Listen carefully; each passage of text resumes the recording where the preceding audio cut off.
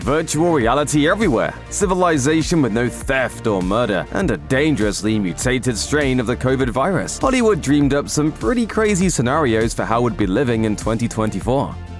The Simpsons has become famous for how often it predicts the future. In the past, the series writers have correctly guessed winners of Super Bowls and predicted the Donald Trump presidency, but some fans are convinced that the show has done it yet again. They argue that a season 11 episode closely mirrors Kamala Harris's candidacy in 2024. Simpsons fans also believe that the episode predicts Harris will win the election. Call it wishful thinking or just seeing what some viewers want to see, but the case is surprisingly compelling. In the episode titled Back to the Future, we see that Lisa has become President of the United States. In a press conference, she says, "Yes, I am proud to be America's first straight female president." We later see her in a meeting with her inner circle. In the meeting, Lisa's wearing a purple suit with pearl earrings and a pearl necklace. While the look also clearly parallels Hillary Clinton's appearance around the time she launched her US Senate campaign in 2000, Harris also wore a purple suit with pearl jewelry when she was sworn in as Joe Biden's vice president. The Simpsons predicting something doesn't make it so, but the show's writers might have plenty to celebrate come November. In the Star Trek world, a lot of stuff went down in 2024, with several major events taking place. In The High Ground, a Season 3 episode from Star Trek The Next Generation, Data speaks of 2024 being the year that Northern Ireland broke away from the United Kingdom and unified with the Republic of Ireland to form a single nation. What's interesting is that due to the impact of Brexit, a united Ireland looks more likely in 2024 than it has for a long time. Star Trek The Next Generation isn't the only Star Trek show that has discussed major events occurring in 2024. In fact, in the third season of Star Trek Deep Space Nine, members of its crew actually travel back in time to 2024. In the two-part episode Past Tense, Commander Sisko, Dr. Bashir, and Jadzia Dax end up in 2024 because of a transporter accident. But it isn't just any random day in 2024 that the crew stumble into. It's just before the Bell Riots, a civil clash that occurred in San Francisco that serves as a major event within the history of the Star Trek universe. This was one of the darker depictions of humanity shown in any Star Trek production up to that point, a franchise that was generally known for having a more upbeat and optimistic tone compared to most of its sci-fi peers. A lot of sci-fi, particularly in the 80s and 90s, heavily features virtual reality and imagines its eventual ubiquity in society. That was the basic idea behind the 1999 sci-fi film The 13th Floor, based on the 1973 German miniseries World on a Wire. The bulk of the movie is set in present-day 1999, with people unknowingly inhabiting a virtual reality construct of 1937 Los Angeles. At least that's what the movie wants the audience to believe. In a major twist, it's revealed that 1999 Los Angeles is also a simulation, with the whole thing actually taking place in 2024, and the main character having died decades earlier. It's just as consciousness that's alive in the 2024 VR program. Needless to say, VR technology isn't anywhere close to being advanced enough to perpetuate that many layers of false realities, and here's hoping it never is. Set in the year 2024, Highlander II: The Quickening was all about pollution and the destruction of the ozone layer. Things get so bad that a shield has to be built to replace the depleted ozone layer and prevent further deaths resulting from the sun's powerful rays. By 2024, that shield had started to fail. There's no point in saying much else about the ridiculous and convoluted plot of The Quickening, except that we obviously don't have immortals battling under a failing radiation shield in the real 2024. So hard to get good help. The COVID-19 outbreak was officially declared a pandemic by the World Health Organization in March 2020, changing the film industry forever. That same month, screenwriters Adam Mason and Simon Boyes immediately began brainstorming a movie about the pandemic. By July, Songbird was already being shot. It was released in December 2020, a remarkable turnaround for a movie about a pandemic that itself wasn't even a year old yet. But the film wasn't about the present-day state of the pandemic. Instead, Songbird imagined a 2024 where the pandemic and its associated lockdowns and quarantines were not only still ongoing, but had gotten much worse. By then, COVID-19 had mutated into the much more dangerous COVID-23. Luckily, that didn't happen in real life, but it would have been tough to blame anyone at the time for assuming the worst about how the next few years were going to unfold. The plot revolves around the virtual relationship between an immune motorbike courier and an artist who is quarantining with her grandmother. As for the actual quality of Songbird, well, there's a reason most movies spend multiple years in development. While some critics praised it for daring to take on the pandemic while it was still happening, reviews were overwhelmingly negative.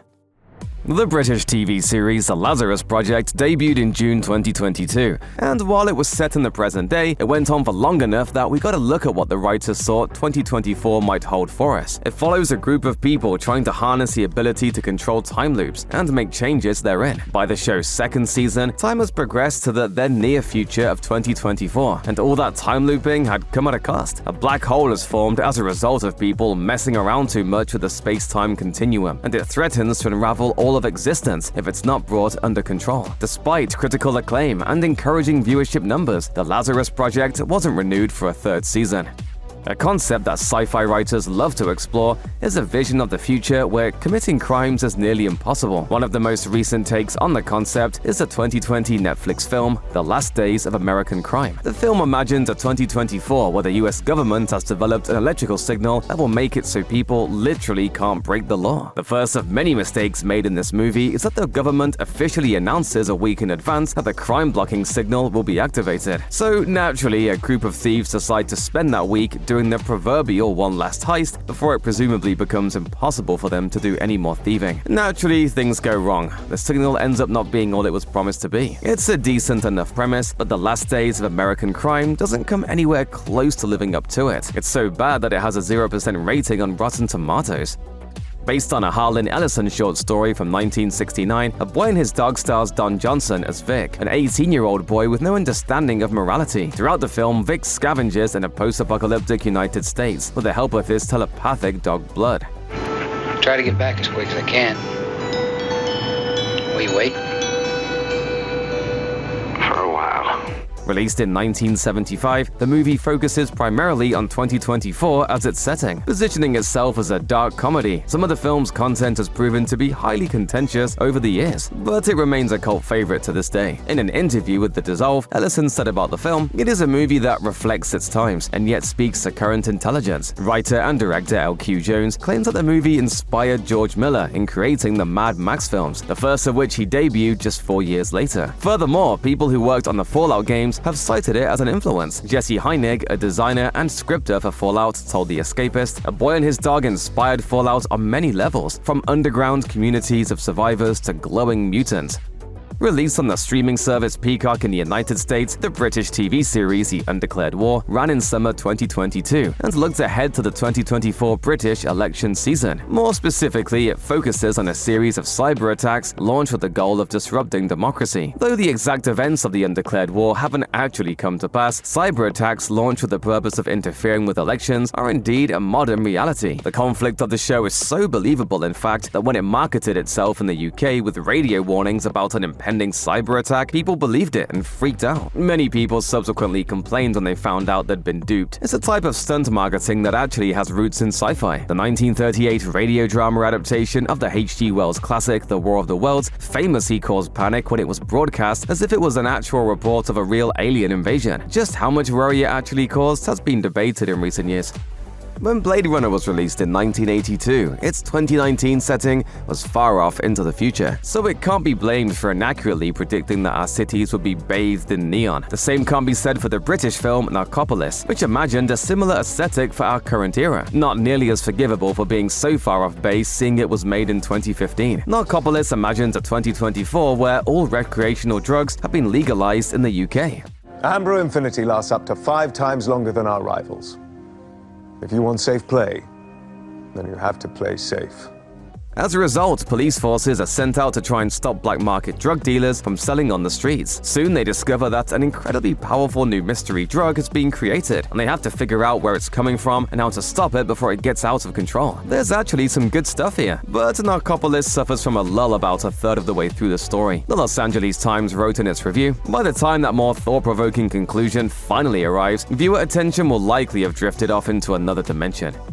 The oldest movie in this feature by a considerable margin, Beyond the Time Barrier, is a 1960 B-movie about a military test pilot who crashes an experimental spaceship and somehow wakes up in the year 2024. When the film was made, 2024 was over 6 decades away, so you can imagine how futuristic the film imagined everything to be at this point in humanity's timeline. Unlike some of the more hopeful sci-fi of the era, however, Beyond the Time Barrier presented an extremely bleak vision of what was in store for Earth in the 21st century. Initially, all major Major Bill Allison finds is a desolate wasteland for miles in all directions. However, he eventually discovers an advanced underground facility, which is where the last remaining humans have been forced to live due to a nuclear weapons mishap. It's also been 2 decades since the last new human was born. Beyond's the time barrier has largely been lost to time. You certainly won't see it on any list of the best sci-fi movies ever made, but it is available to watch on multiple streaming services like Tubi. So feel free to check it out if you're curious about how the less optimistic sci-fi writers of the 1960s saw 2024.